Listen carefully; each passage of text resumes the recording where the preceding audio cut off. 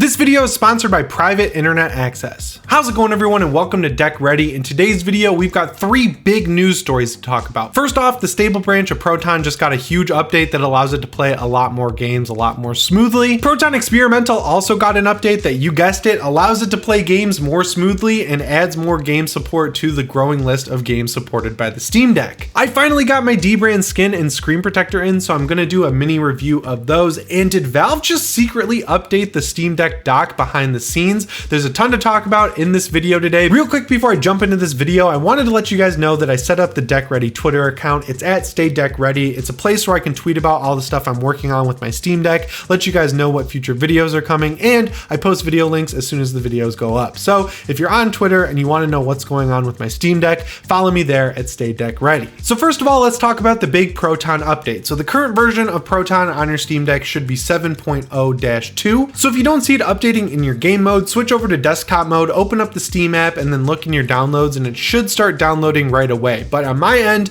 it downloaded on the game mode, and now I'm currently running Proton 7.0-2. So like I mentioned, this made a few more games playable on Steam Deck. I'm just gonna run down the list. So the first one is Atelier Ayesha. Next is Devil May Cry HD Collection, which is sweet, but they've also added support for Dragon Quest Builders 2. I was addicted to that game on Switch, and I'll tell you right now, it did not run very well, so I might have to double dip and pick that one up on Steam Deck. After that, you've got A Way Out, Fallen Labyrinth, King of Fighters 13, Montaro, Atri, My Dear Moments, Guilty Gear, Asuka, Inversus Deluxe, Metal Gear Slug 2 and 3 and X, One Shot and One Shot Fading Memory, Call of Duty Black Ops 3, which is awesome because that version of Call of Duty has a really good zombies mode, Saint Seiya, Soldier's Soul, Medieval Dynasty, Bright Memory Infinite, Double Dragon Trilogy, Baseball Stars 2, and Elden Ring. Now, Elden Ring being on this list is a little confusing to me because as far as I'm aware, I've been using the normal 7.0 version of Proton to play that game for a while now. I just assumed that the experimental update that I was using at launch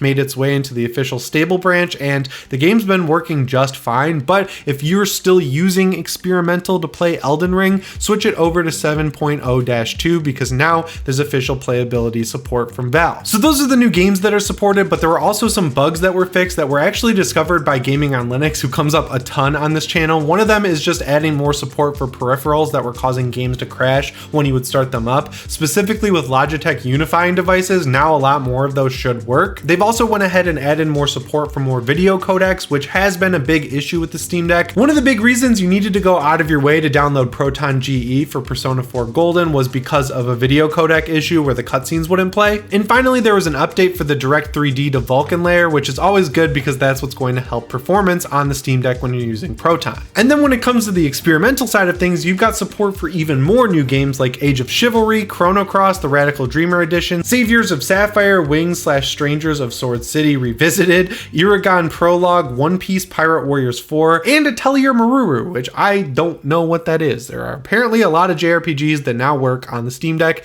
I'm not going to play them, but that's great. If you enjoy that, now you know. And on top of that, there's even more bug fixes included with that version, so you should definitely update that as well if you are using experimental for any games on your Steam Deck. More updates to Proton is always good. I'm glad Valve is still hard at work making more games playable on the Steam Deck. Right about now, I think about half of the top 100 games are playable. It's just stuff like Destiny 2 and a lot of these easy anti-cheat games that are still causing issues on the Steam Deck. One game I'd really like to see supported in the future is Outriders. I think that game's a little underrated. I really enjoyed it at launch. It just had a new expansion announced, and that's a good game that I think would be great on a portable device like the Steam Deck. Next up, let's talk about the Dbrand skin and the screen protector because those finally came in after I ordered them just a couple weeks ago. So back when I got my original launch Steam Deck, I went ahead and ordered some of those $10 tempered glass screen protectors from Amazon. They come with like 3 in a pack. They have everything you need from the alcohol wipe to the microfiber cloth to the little squeegee to get the air bubbles out. I've used them on the Nintendo Switch, the Nintendo Switch Lite,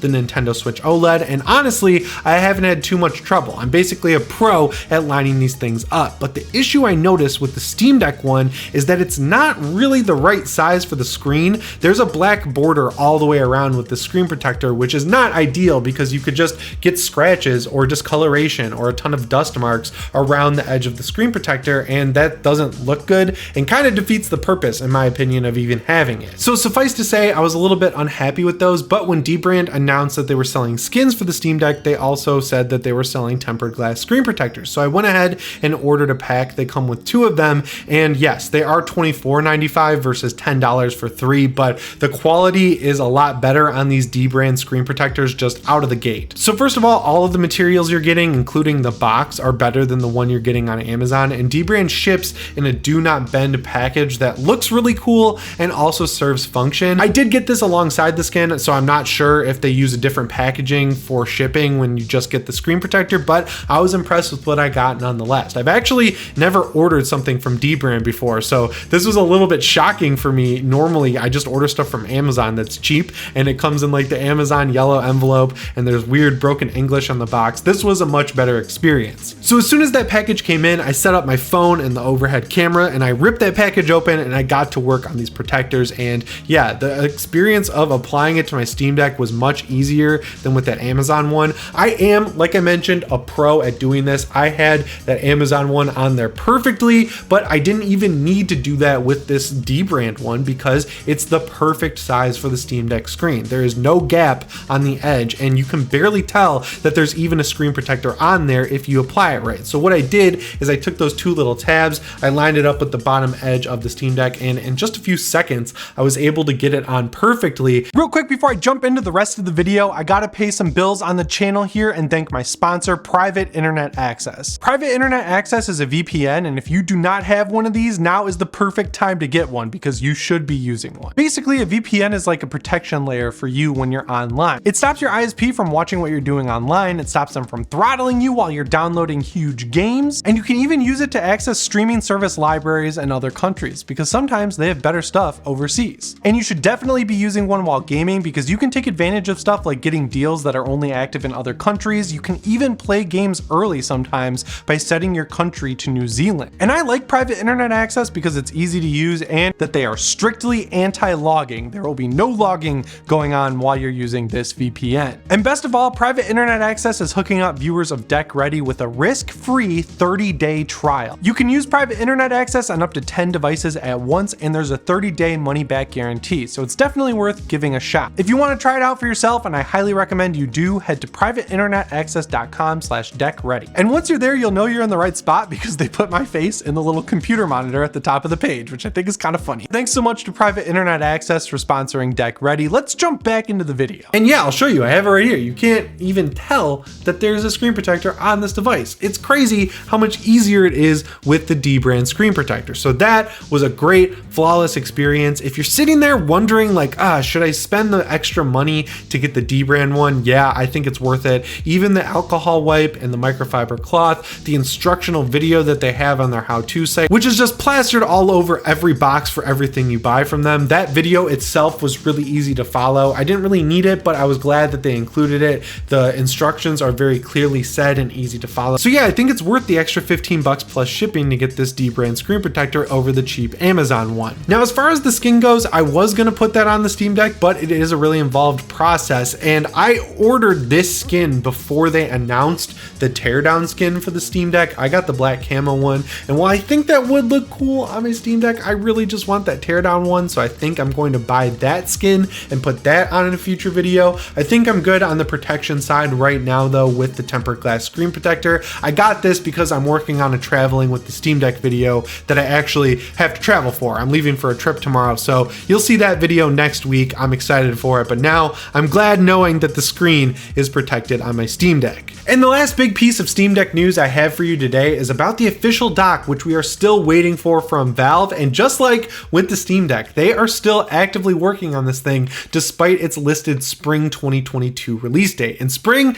the clock is ticking on spring. Summer is right around the corner, so hopefully we don't have to wait too much longer for this dock because I am really excited for it. So this was originally reported by Review Geek, but if you looked at the Steam Deck's dock page before, it said under the specs section that it would have one USB 3.1 port, two USB-A 2.0 ports, and an Ethernet port for networking. But now the page says that all three of the USB ports are going to be 3.1, and it's very clear that the Ethernet port has been upgraded to a gigabit Ethernet port, which is awesome. And they dug even deeper and found that Valve put these specs up originally around February 12th, but by February 22nd, just 10 days later, that's when it switched over and showed that there would be three 3.1 ports and a gigabit Ethernet port. Now I'm going to be real, the fact that they're still finalizing features for this dock, and they're saying that it's coming in late spring. I wonder if they're going to do a pre-order like they did with the actual Steam Deck, or if they're going to delay the actual release date so that they'll have enough of them for people to just be able to buy them and get them right away. Because this is something that I think is going to enhance the overall quality of life with the Steam Deck. Because right now you can get stands, you can 3D print them, they're pretty cool. You can get ones that you attach your USB-C hub to, but having an official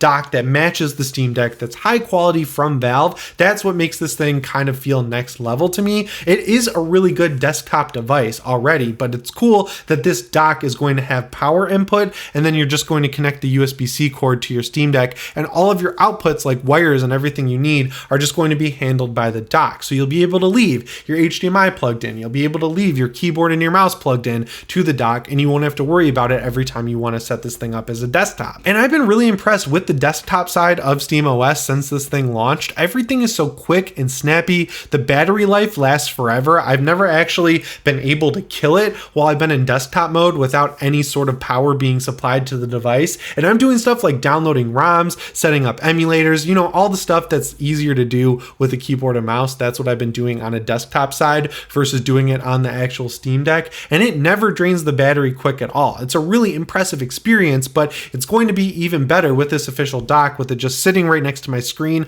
I'm really excited for it. I'm just curious what it's going to cost, because with all these ports, right? Like you've got HDMI, you've got DisplayPort, you've got 3 USB 3 ports, you've got power input, you've got gigabit Ethernet. Like I could see this thing costing around $50 or $75. I'm happy to pay it because I think this is going to be a good upgrade for the Steam Deck. But yeah, if you're expecting this to be like a $20 add-on for the device, I think for what it's doing, they're going to end up having to charge a little bit more, because this is something I don't think Valve is going to take a loss on like they do with the Steam Deck itself. I mentioned before on the channel that I have a pretty beefy gaming PC, so I don't see myself doing too much desktop gaming with the Steam Deck even when I have this dock, but what it's really going to help with is downloads. Because of that gigabit Ethernet port, you'll be able to download games so much faster that way than you can over Wi-Fi. So if there's a big game that I want to download, like whenever Pie in the Sky Dream, Bungie decides to support Destiny 2, I'll be able to download that 80 gig game so much faster with Ethernet versus using Wi-Fi. And I know the odds are low, but I really hope someone at Bungie is watching these videos. Like, I am a huge fan of your game.